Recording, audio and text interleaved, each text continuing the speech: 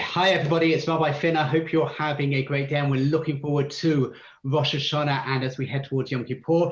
To get us into the mood, we have our virtual scholar, although he's very much not virtually, he's just appearing virtually. Or he's appearing real, but he's appearing online. Rabbi Manning, who is going to be giving us a talk on Selichot and angels. Who are we talking to when we pray? But before I hand over to Rabbi Manning, let me just do one small plug. Firstly, to keep an eye on Facebook to see there's lots of events and things happening in the run-up to Rosh Hashanah and Yom Kippur, so please keep an eye on that. Also, I launched last week the honey cake selfie competition. It's really simple. You make a honey cake, you take a selfie of yourself with the honey cake and you post it on Facebook. The winner gets a honey cake baked by me. If you're not sure how to make honey cake, I posted a recipe on Sunday about how to make it. So please get baking, obviously not during the shir, but after the shir or tomorrow or the next day, you've got plenty of time. And as I say, keep an eye on Facebook and on the emails for the different events that are happening. Obviously, there is a bit of a moving feast at the moment with the picture, and everything we are doing and will do will be completely COVID secure and in line with government and United Synagogue guidelines. Without further ado, I'm delighted to hand over to Rabbi Manning, who I'm just going to spotlight your video and then mute myself and hand over to you. Thank you. Wonderful. Thank you, Rabbi, very much. I didn't realize that you were the honey cake guru of Boron Wood. So, and people have done far more distracting things on my shirim than baking honey cakes. So if you really want to get going with that, then I really don't mind. So fine. So who do we have here? That's an important question. I can see obviously the Jacksons, but I can see Boaz Schechter and Stanley. I'd just be interested to know who's hiding behind the beautiful flowery pictures, unless of course you're wearing your pajamas or something, in which case I'm happy to see the flowery pictures. But anyone who put their video on, that's a good thing. So thank you again for inviting me on. It's really a pleasure to speak. I'm happy to be here. We have a few Zooms, just to advertise a little bit in advance. We have tonight, we have in a couple of weeks from now, there's a pre-Yom Kippur opportunity to have a share together. And then the week after that, we have a Sukkot version.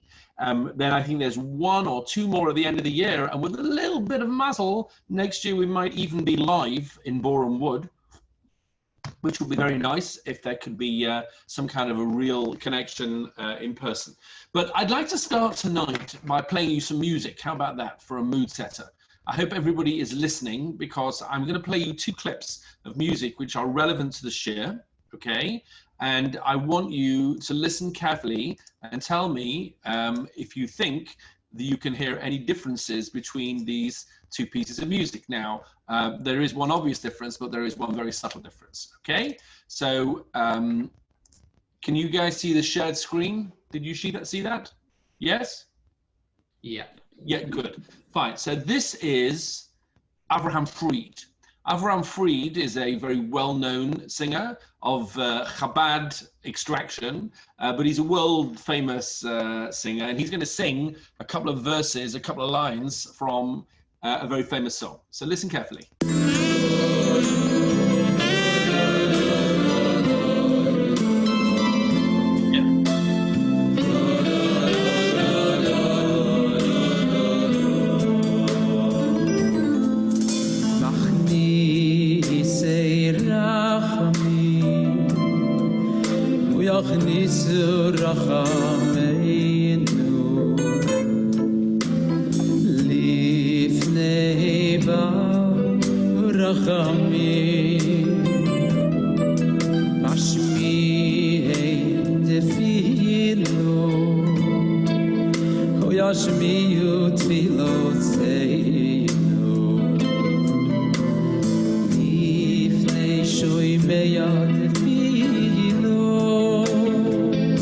Okay, that's enough of Avraham Fried for now, okay? So I hope you heard that. What I'm going to do is I'm going to play you now the same thing, except not Avraham Fried, but Mordechai ben David. And I want you, it's exactly the same two lines of the song, and I want you to listen carefully.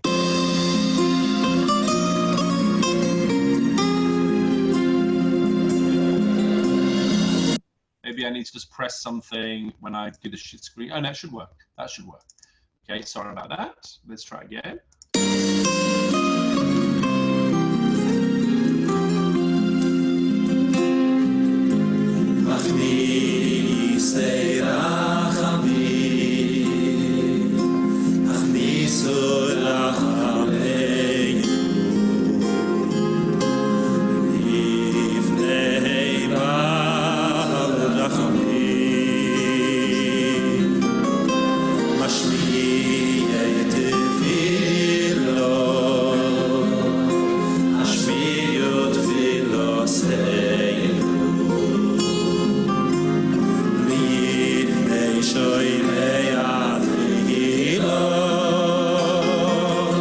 Now, other than one obvious difference between, anyone notice any difference between the two? How close listeners are you? There's one obvious difference between the two, and there's one very subtle difference between the two. Any ideas? The song you recognize, right? I'm sure you recognize the song. It's quite a famous song. It was written many years ago by Chaim Bennett. The music, the lyrics obviously are from the Selichot, which we'll see in a minute. The one obvious difference between Avram Fried and Mordechai ben David is that Mordechai ben David sings it in E minor and Avram Fried sings it in A minor. I know you all got that, and I assumed that you would have picked that up, but there is an actually much more important difference between them that I will flag for you in a few minutes. So I wanted to start with that, but now what we're going to do is we're going to see the source sheet. The source sheet, which hopefully you can see now. You see the source sheet on the screen? Did you get a source sheet in advance? Do you want me to share it on the chat? Would that be helpful? I can certainly do that. Let me just do that for a second. I'll just share it very, very briefly on the chat so that you can download it now if you want it. 1 second. Where are we? Yep, there we are. So it's coming up on the chat right now. So that should have appeared on the chat, and you're welcome to download that anytime you like. But I'm going to share it on the screen as well. So, okay, so what were they singing? So let's have a look. They were singing a very famous part of the Selichot. This Saturday night, we start singing Selichot. Now, whether you'll be in shul and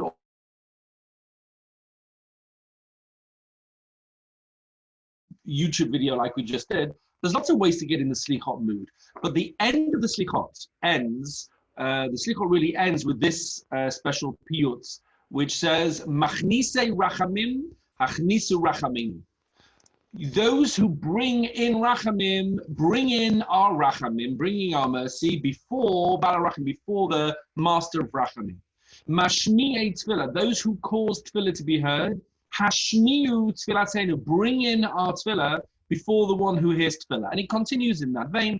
Mashmi'ei tzaka, those who cause crying to be heard, cause our crying to be heard before the one who hears crying. It's basically a plea by you and me in our slichot to the angels, to the malachim, to take our tefillah to God. And it goes through 8 or 9 different lines in different ways, saying, you're the one that takes, you're the one that takes our tefillahs to God, and please do that as quick as you can in the best way that you possibly can. Now, this piyut, this slichot, has proven over the last 1,000 years to be one of the most controversial prayers in the entire Jewish religion. Okay, there have been enormous numbers of debates, of disagreements, of extreme strong feeling. It was a debate between Ashkenazim and Sfardim and Reform and the Orthodox. It was the cause of the split of the Machzikei Hadas off from the United Synagogue in the 1870s. Okay, this particular period. And it continues to be controversial to this day, to the point that even though you probably didn't realize it, Avram Fried and Moshe ben David sang slightly different versions of the wording because of this disagreement. Okay, so I want to take you through this because it's not just an esoteric, unusual, sort of slightly weird discussion. It goes to the root of what we mean by tefillah, by prayer. Meaning, Slichas, Rosh Hashanah, and Yom Kippur are focused very much on tshuva, tefillah, and tzedakah. We know this. Tshuva I want to speak about next time. which I think is highly appropriate for the associated tshuva, which is what we're going to have the next Zoom. But tefillah, I want to speak about today. We think we know what tefillah is. We do it a lot. We go to shul. We have Shacharis, Mincha, Mariv, and Rosh Hashanah. We spend a long time in shul. Now, this year, I think we'll spend less time in shul. I don't know about you, but I think my Rosh Hashanah morning davening is going to be done by about 9:15 in the morning. There is no shul. I mean, there is shul here, but it's very, very limited. Most of the minyanim here are outside garden minyanim and street minyanim, which, of course, in Israel is a lot easier because everybody's Jewish, and secondly, because it's warm, it's nice and hot all the time. So I suspect that our Rosh Hashanah minyan is going to be in the park across the road, and it's going to start about 6 a.m. and finish by about 9ish. So we won't be spending the whole day in shul. I suspect that people will enjoy it a lot more. But nevertheless, tefillah is very much a part of what we're doing. So it's not just this tefillah. Also, remember the long tefillah, the preparation the Shliach Tzibur does before Musaf on Rosh Hashanah. So one of the lines in that Hineni tefillah is Shekol HaMalachim Shehem Poalei Tefillas. He davens that all the malachim, who are those who work, who run the tefillas, Yaviu Tefillati Lifnei Kisei Kvodecha. They should bring my tefillah, says the Shliach Tzibur, they should bring my tefillah to the throne of God. So again, someone is appealing to angels to take their tefillah to God. It's not an uncommon thing at all. And is this okay, or is this sketchy? Is this allowed, or is this actually idolatrous? Is this, what is the pedigree, if you like, of this kind of tefillah? So let's have a look at some of the main issues, and it will go to the root of what really we're trying to do when we do tefillah, which is one of the reasons why I want to talk about this today, because if we are focused on tefillah, we may as well analyze what tefillah is. So the Rambam quite famously put together 13 principles of faith. We often know them as the Ani Maamins. Of course, the Ani Maamins weren't written by the Rambam. They were a poem later, which was based on the Rambam.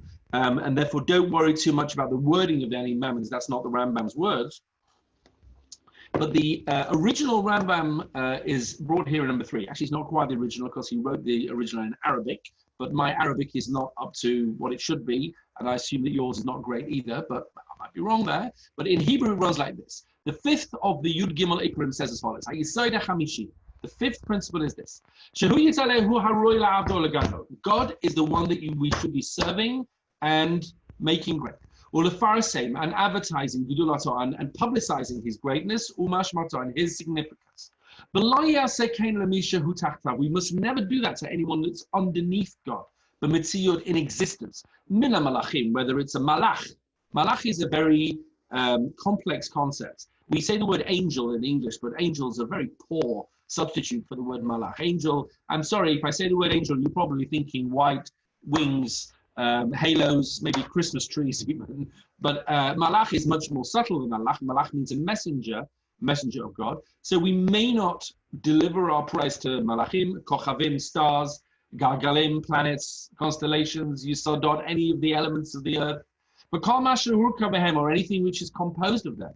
It's critical. They are all fixed. They are not able to answer our prayers. They are pre-programmed from the word matbeah, which is a fixed thing. Al Pula saying they can't do anything. Ein shilton lahem. They have no power. Why are you davening to these people or through these people? They only do what they're told to do by God. So all of these are completely invalid for tefillah. You must never make them intermediaries in order to get to God. That itself is avodah zarah. That itself is a form of idolatry, that you make something else, whatever it is. You say, I don't think this is God. I know this is not God. I just need this to kind of give my prayer, to boost my prayer and take it through to God. That is absolutely unacceptable and not something that anybody is allowed to do. Only to God are we allowed to direct our thoughts. The yunach mashid, we have to leave anything else to the side. This 5th principle, this is the warning against idolatry. And look at what it says at the end.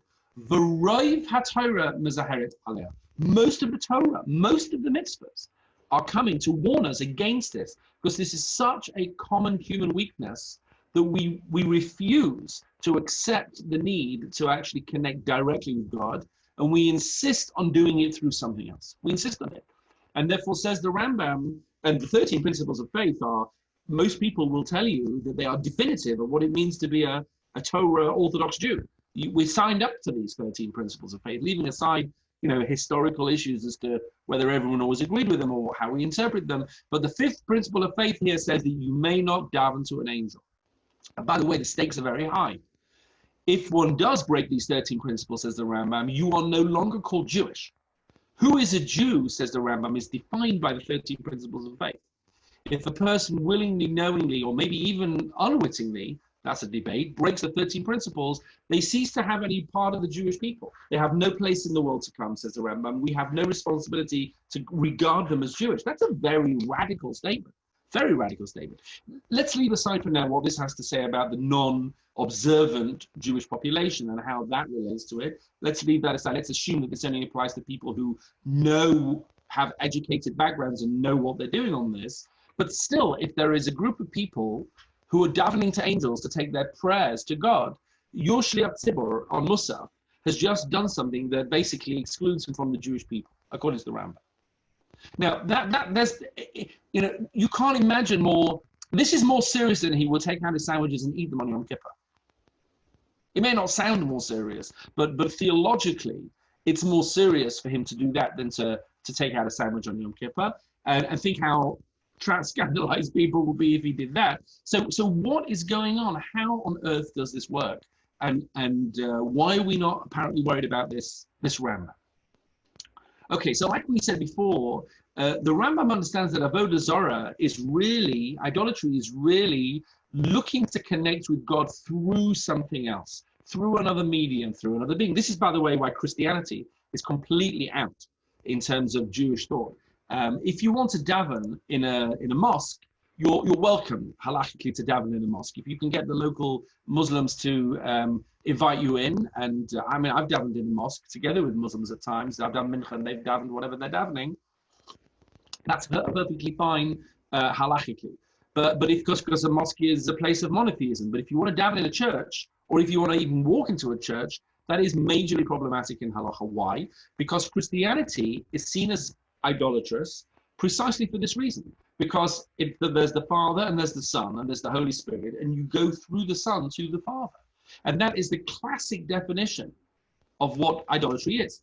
Idolatry is not just having a messed up attitude to what God is. That's partly idolatry, but it's actually using this intermedium system. And Rambam says in Halacha here, have a look here. Even though he knows that God, someone knows that God is really God, for who Oved and Ivra, but he worships through something else, like they used to do originally, that is Avodah Zarah. Now, why is this? And this really brings us to the essence of what is tefillah. So if you look at number 5, let's just analyze what are we trying to do when we pray. It's such a fundamental question, but I think we do it so much we often don't ask the question. Okay? Look at number 5. The Shema says the following: if you listen to my mitzvahs, which I'm commanding you, you have a mitzvah. We have a mitzvah to love. That's an emotional thing. To love God, and to serve God, whatever that means. An eved is a servant. We have a mitzvah to love God, to serve God, with our entire mind, our entire being. There's a mitzvah of loving and serving. If you look here in what the Gemara does with this is a problem, because how can I serve God? God can't take anything from me. By definition, an eved comes to fulfill the needs of the master. There are no needs of God. All God can do is give to us, never take from us. So how on earth are you going to do this? So if you look here at number 6, the Tanya, what is the avodah? What is the service you do belev, in the mind? Lev is the mind. People often translate lev as the heart, but really it's where you connect with all your mind. What is this kind of avodah? That is called what we call tefillah. Davening. By the way, nobody knows where the word davening comes from. There are at least 10 or 12 different suggestions as to where the word davening comes from. But let's call it tefillah. We know where the word tefillah comes from. Then it says, I will respond to your tefillah, etc. And therefore the Rambam understands that there is a positive mitzvah to pray. Mitzvah aseh lehitpalel. There is a positive mitzvah lehitpalel. Rav Hirsch says lehitpalel. Palel means to assess or to analyze. Lehitpalel means to self-analyze. It's a reflexive verb. To try and define oneself in the presence of God. Okay? B'chol yom. Every day, you must serve God. Through the oral law, we know this is tefillah. Amru Chachamim, the rabbi said, this is tefillah. The number of tefillahs is not regulated by the Torah. The mishneh tefillahs and the wording of the tefillahs is not regulated by the Torah. Or the ein tefillah kizman kavuim in the Torah. All of these ideas, and there's no time fix. All of this structure in prayer, the wording, the format, the timing, this is all rabbinic. On a Torah level, says the Rambam, the mitzvah is connecting with God anytime, any place, anywhere. This mitzvah of ahava and avodah. And they're really closely linked. How do we come to love God, says the Rambam? Look here, number 8. The way we come to love God is through understanding God, knowing God. And all these things are absolutely linked up together. The mitzvah in the same verse, to love God, to serve God, to pray, it's all part of the same thing.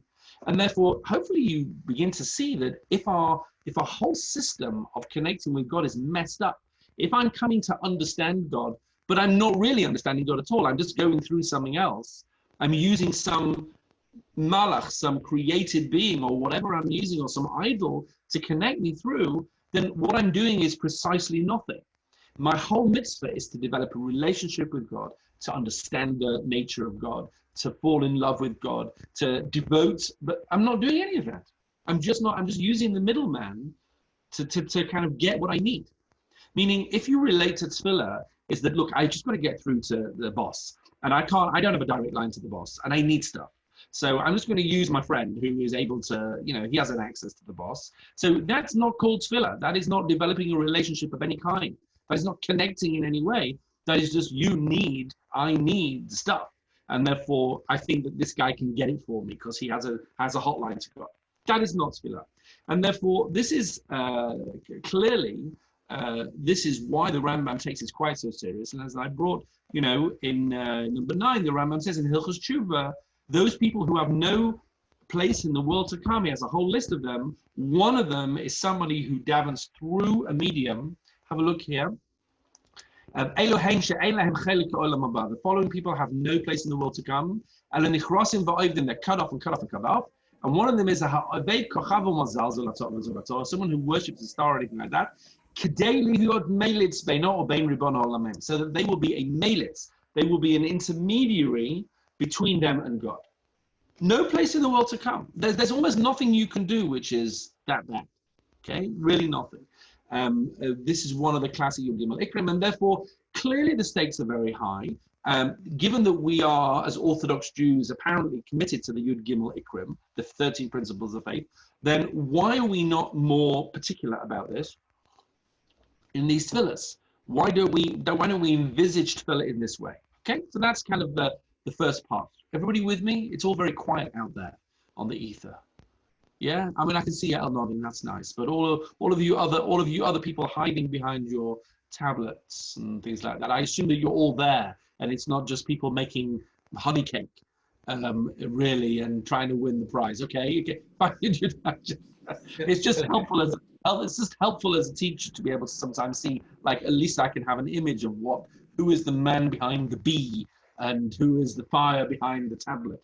But that's fine. Every now and then, just pop up and nod and say, yes, the honey cake's going on great. Okay, fine. Okay, fine. So look, I think we've made the point so far that prayer is a very specific thing. And if we mess it up, we're probably better off not doing it at all. That's number 1. Okay, next question. How do angels come up in the Chumash? Where do we find angels in the Chumash? So actually, a lot of stuff goes on with angels in the Chumash, malachim. I call them malachim, not angels. The first mention of a malach in Chumash is Yaakov, ha-malach Hagoel oti mikol ra, hu yivarech et hanarim, etc. He gives his grandchildren a bracha, a blessing, and he says, you know who I want to give you a blessing? I'm going to daven to the Malach to give you a blessing. And you're reading that now, thinking in the Chumash, oh dear, that sounds a bit weird. What was the Rambam going to say about that? Also, Yaakov wrestles with a man who later turns out to be a Malach, and he asks him for a bracha. Why is he asking him for a bracha?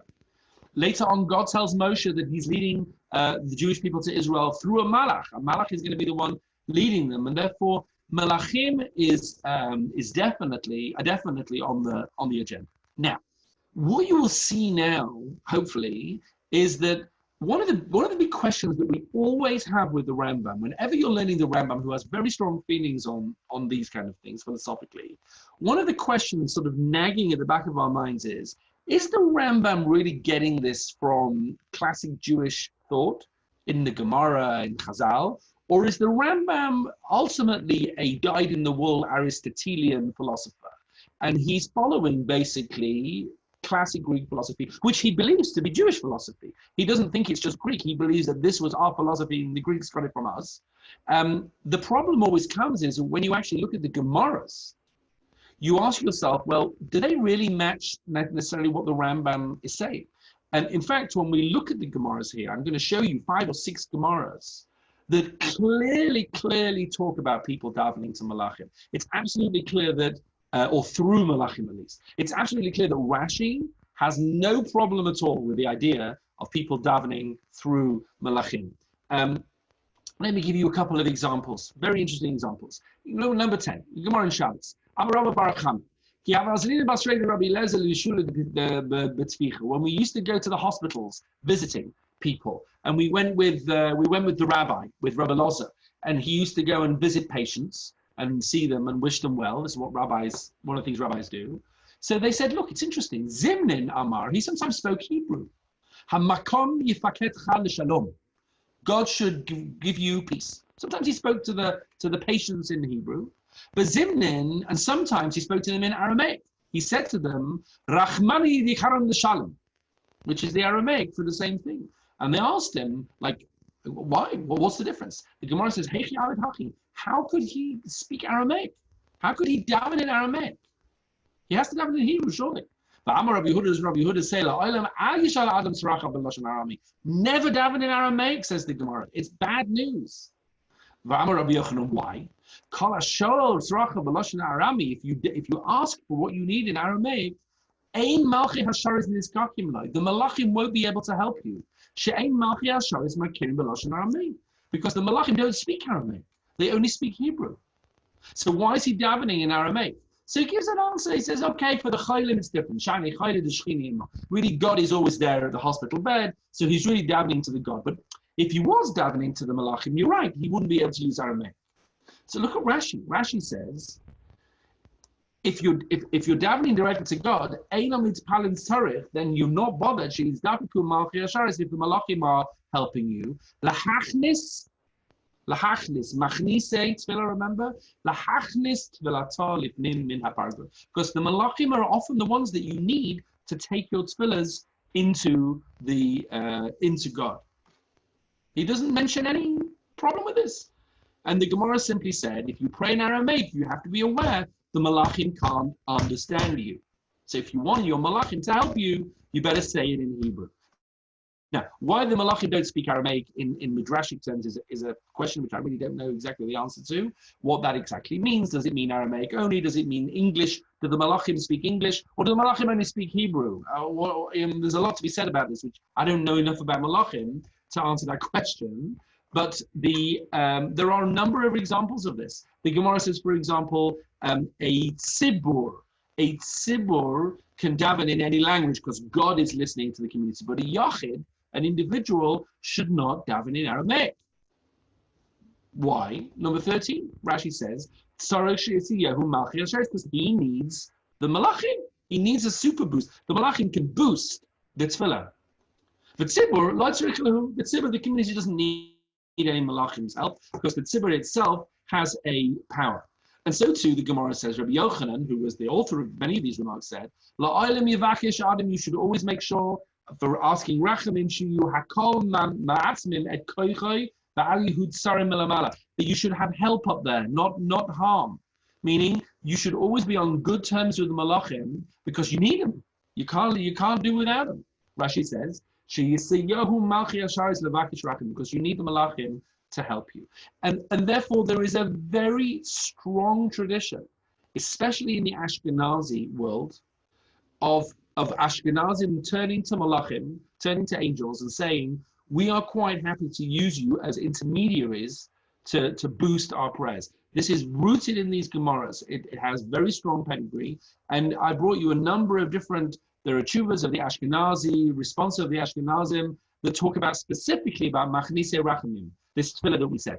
Machnise Rachamim, which is, you can see now where it fits into these Gemaras, it fits perfectly. And the Rokeach in 13th century Germany says, no problem. In France, in Spain, he says in Egypt, even Germany, in Babel, they all say these tefillahs. Interesting, he didn't say in Israel, which interestingly, but the word's used in Israel then. They all have no problem in using intermediaries to connect with God, which is fascinating because it sounds like the Rambam is not in tune directly with a lot of these Gemaras, which is a question. However, there are other Gemaras that say differently. If you look here in number 16, there's a Gemara Yerushalmi. Could be that in Israel, they were much more kind of, what's the word? I'm looking for a word. They were much more, they were much, I can't find the word in my mind, but they were more, they were strict, that's not the word I'm looking for, about this idea, because the Gemara Yerushalmi, for sure the Yerushalmi were generally, the Gemara Yerushalmi is generally strict on any kind of superstition or anything where you're dealing with powers or demons. It doesn't believe in any of it. Whereas in Bavel, they were much more open to that. And it's interesting because that may have affected the later communities. But they had a much purer perspective. Rabbi Yudin Amma Mishmei Didei. Let's listen to what Rabbi Yudin says. Basar V'dam. If you're a human being, yesh lo patron. Patron, what's a patron? You have a patron. If you need help, you need protexia, right? If you're in Israel, you have to know that. You need a guy on the inside. In Batloi Eitzara, if you've got a problem, you can't just walk in to your guy in the government, just barge into the office. You stand outside, Al Pitro in the waiting room, Shel Patronov, the patron, the Korela Avda, you ask the secretary, or Leben Beitar, or to someone in the family, can you put in a word for me? He says to the guy, the macha, he says, Ish Ploini, I made al Petach Chatzerecha, there's a guy waiting for you outside, needs to see you.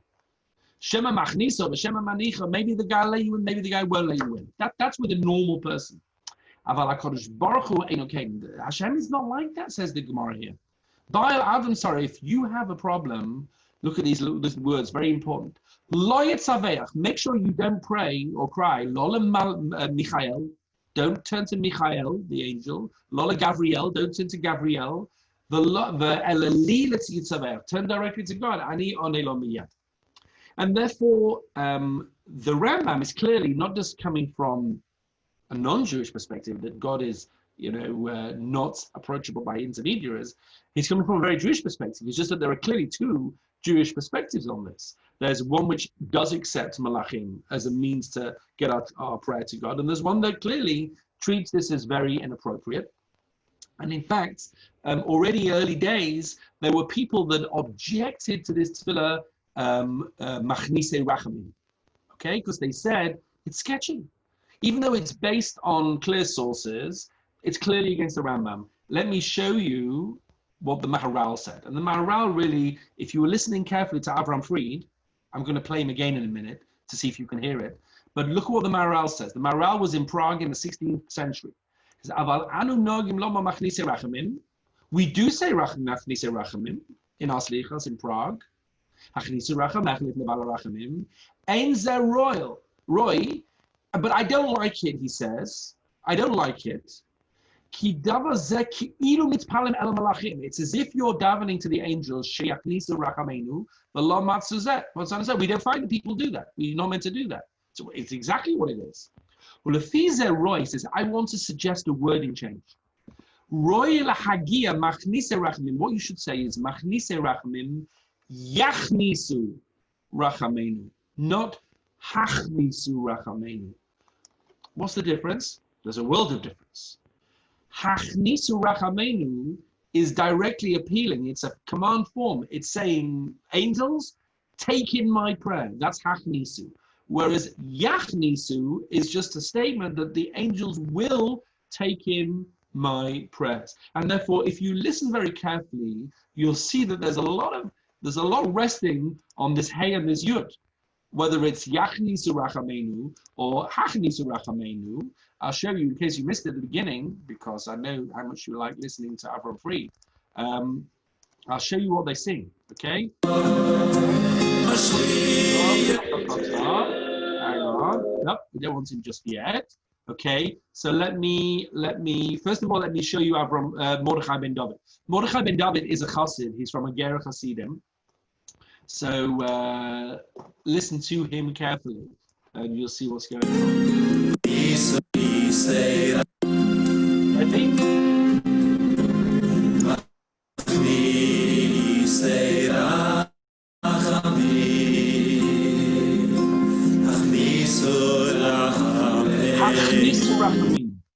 He uses the original wording. He says, "Machnisei rachamim, hachnisu rachamenu." However, you will see that now when I switch to Avram Fried, he changes the wording. Now, I don't know whether it's anything to do with him being a Chabadska, whether they're more into the Rambam, which they are very into the Rambam. The Chabadniks are not like regular Hasidim. They've got their own approach to life. But if you listen to Avram Fried, you'll see that Avram Fried has a different perspective. Listen carefully this time. You'll see he doesn't say hachnisu, he says yachnisu.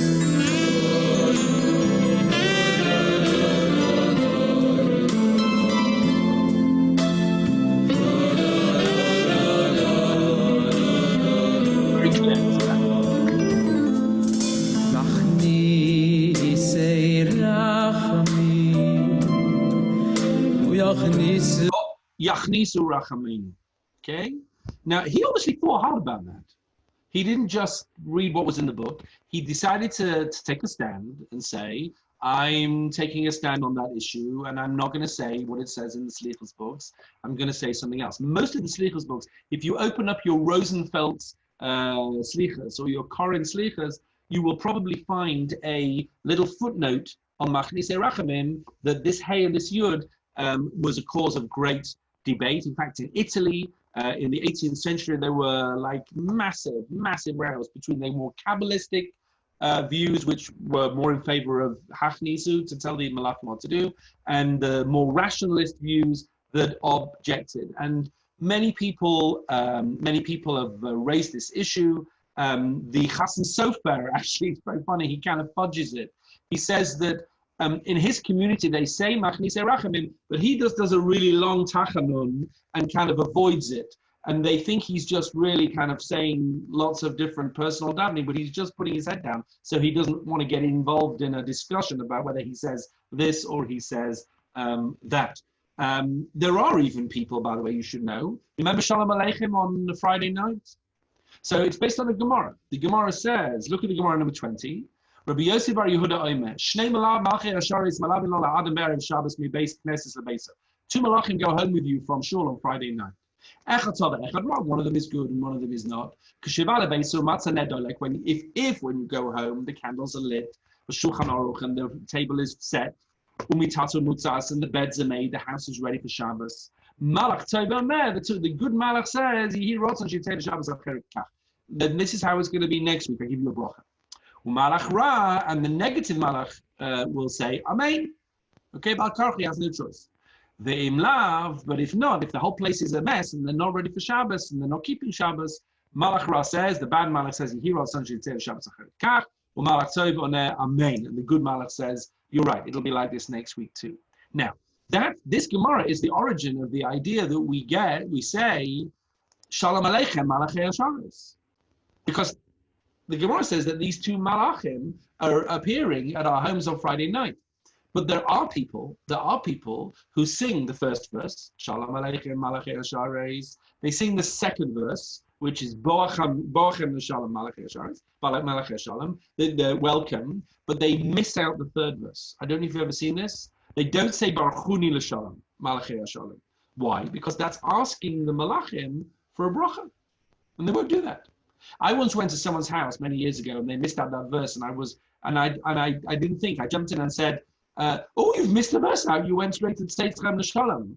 And they looked at me, and then I looked at them, and I said, "You're one of that lot.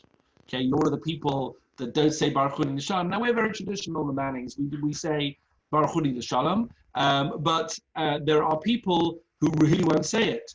And therefore, maybe they're just hungry, they like their dinner quicker, and therefore they get to Shalom Aleichem, but actually it may be it's probably a much more principled step. Now, let's get to London, because the fun is just beginning. The Reform movement were making massive efforts in the 19th century to change the format of tefillah. And ironically, one of the things that Abraham Geiger was one of the leaders of the Reform movement in Germany. He wanted to say that a lot of the piyutim, a lot of the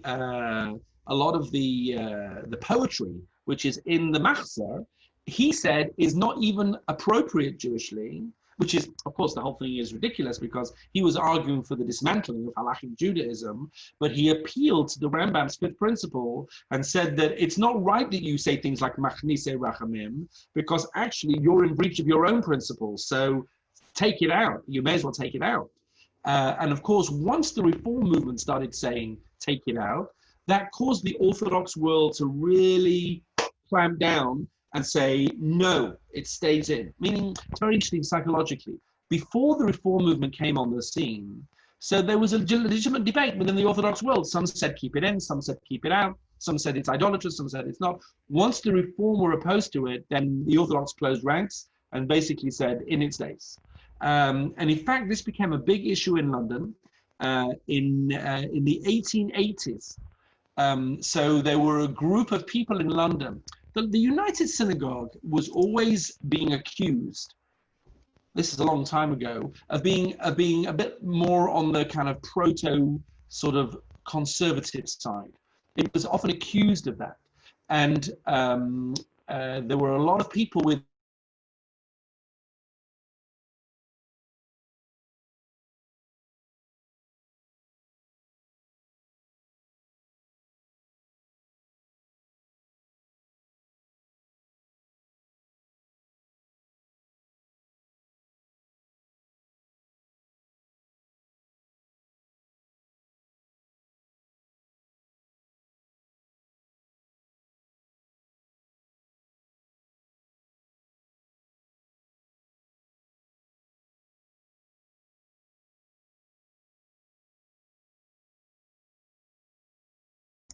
Sorry about that. We had a little technical glitch, but I hope that I'm back with you.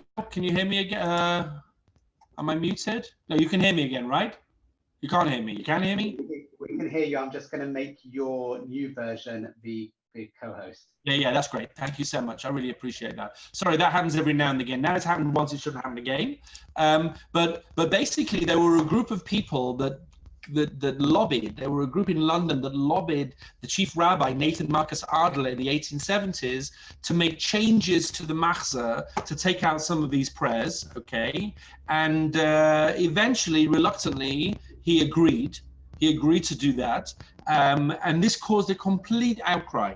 And one of the people who was most upset about this was Rabbi Michael Levy. Who was Rabbi Michael Levy? Rabbi Michael Levy was the son-in-law of Rav Hirsch. Rav Shimshon Raphael Hirsch, who was the main anti-reform, if you like, campaigner in the more modern Orthodox world in Germany. So his daughter, I think it was Jenny, his daughter Jenny, married Michael Levy, who was an English rabbi, and they had grandchildren who were quite famous as well.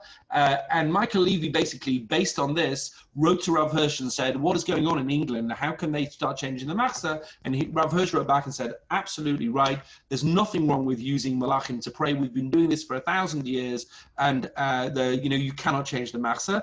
And based on this massive debate and discussion. I'm sure the Jewish Chronicle were involved as well. They always are. Okay, based on this, the Machziki Adas split off from the United Synagogue. This was one of the straw that broke the camel's back, and actually formed their own organization. Interestingly, the truth is that nobody really cares that much about this today. Everybody just likes the songs, you know. Everybody wants to sing Mordechai ben David or Avram Fried. There's a kind of much more kind of neo-Hasidic feel that people like the swaying and the singing, etc. And maybe when you ask people, well, is it okay to daven to Malachim or not? They'll say, well, I don't know, I don't care, as long as I feel good and you know, Hashem can hear me, whatever I say. Whether that's the right approach or not is a good question, but buried under this really fascinating Selichos issue is the question of what is prayer and how we pray and whether that really works. A separate question, by the way, is whether it's appropriate to ask the dead to intervene on our behalf. Do we go to graves and to dead Rebbes and ask them for help, or ask them to intercede, or even throw little, you know, kvitlach into the grave and things like that? Or is that just another form of idolatry, that we're using an intermediary to get to God? That's a whole share in of itself, which is, there's a lot to say about. On the one hand, it's better to use a malach than to use a dead person, because at least a malach's part of the system of heaven. On the other hand, it's worse because it's more confusing with actually using God, to connecting with God himself. Let me just finish off the shir with something a little bit more practical, but nevertheless related to this issue very strongly. So don't get me wrong, the Rambam clearly believes in malachim. We as Jews believe in malachim. We're not saying for 1 second that malachim are not real. We believe that there is a spiritual system of cause and effect through which God runs the world. And the Rambam in the Mishnah Torah actually lists all the different levels of malachim. He gives their names and how they interact with each other. And he says in number 22 in the Guide to the Perplexed, every act of God is described as being performed by angels, by angel messengers. Everyone that is entrusted with a certain mission is an angel. So the Rambam is completely at home to the idea of there being angels. The problem is simply that you're not allowed to daven to them. That's the problem. They work from God downwards. They're not allowed to work from us upwards. And in fact, there is a lesser known but absolutely fascinating halacha brought in the Gemara, which says that before you go to the bathroom to use the toilet, you're meant to turn around and talk to the malachim. You're meant, look at this. I don't know if you've ever seen this before. Look at number 24, sorry. If you go to the bathroom, to use the bathroom, you have to say, you have to have this whole conversation with the angels. It often looks weird enough as a Jew when you walk out of the bathroom, we have to say bracha, and people say, who are you talking to? So if we did this, I don't suppose you've ever seen anybody talking to the angels before they go in the bathroom. I don't know. Maybe in Boreham Wood, this happens all the time. The people all the time walk around the streets talking to the angels. Most people that I know walking around like that need medication. But the Gemara here clearly says that you're meant to talk to the malachim, and the Rambam rules that. The Rambam is completely happy with the idea of malachim being around us, spiritual forces that we cannot see. He says, Kolzman, sheikanes lebeis hakisei omer, you have to say this whole formula. No, we don't say this today. Why don't we say today? We don't say today because we're not really aware of the malachim, and therefore it would seem very arrogant for us to turn around and speak to the malachim as if to say, oh yeah, I can see malachim wherever I go. No, who are you trying to kid? You can't see malachim. You're just trying to, pretend. And you can't be a faker in life. But the Shulchan Aruch nevertheless includes this halacha in principle so that you know that the malachim are there, but just says that we just don't talk to them anymore, but just know that they're there. There is even a Magen Avraham I brought you at the end of the sheet. You know when you step back from Shemona Esrei, you take 3 steps back, you say, Oseh Shalom Bimromav, Hu Yaseh Shalom Aleinu, V'al Kol Yisrael, Ve'imru Amen. You say, Ve'imru Amen, which is a command, an invitation, plural. Please say Amen. Who are you speaking to? Says the Magen Avraham, the Malachim. The Malachim that are there, you're asking them to say Amen to your bracha, or say Shalom Bimromav. So in that sense, we do speak to Malachim, not just on Friday night on Shabbos. Maybe on Shabbos we're more aware of them, but we do definitely have this understanding that Malachim are real, and it's nothing to do with Kabbalah. It's nothing to do with mysticism. It's simply a metaphysical reality that is beyond our physical world. There are forces at work. The key thing, though, is that we're not allowed to delve into them, says the Rambam. So just to summarize, and we'll finish, I'm happy to take questions. This little prayer, which is buried at the bottom of our Selichos, actually opens up an entire debate as to what is the nature of tefillah, what are we meant to be doing with tefillah, how are we connecting with God, is it okay to use intermediaries? And we've seen two clear understandings in classic sources. One of them that is fine with this, and the other one that thinks this is absolutely unacceptable to the point that one loses one's place in Olam Haba, which is a very radical difference of opinion. And we've seen that this battle has gone back and forth, back and forth, back and forth. Now it appears in your Selichos books as a little footnote, or as a subtle difference between Avram Fried and Mordechai ben David, but actually buried under it there could be some real issues about the nature of connecting with God, which, if you think about it, is that there can be very few things more critical as a Jew than how we connect with God. That's tefillah. So next time, Be'ezrat Hashem, I want to look at tshuva, completely different. I want to look at Rav Kook. I want to look at Rav Soloveitchik on the issues of tshuva. These are two kinds of tshuva that people don't often talk about, certainly not in England. When I lived in England, I know it's a while ago, people probably talk more about this now. I didn't really hear much Rav Soloveitchik. I certainly never heard any Rav Kook. I want to try and bring some of that Torah to Borum Wood in a couple of weeks. And then in a couple of weeks after that, then we'll talk about Sukkot. We'll see how that works. We'll talk about some of the issues of Sukkot, and hopefully that will be helpful. So I hope that was good. I hope that was useful, interesting. If you have any questions, please let me know, either now or later. And thank you to the Rabbi, and thank you to everyone at Borum Wood for their.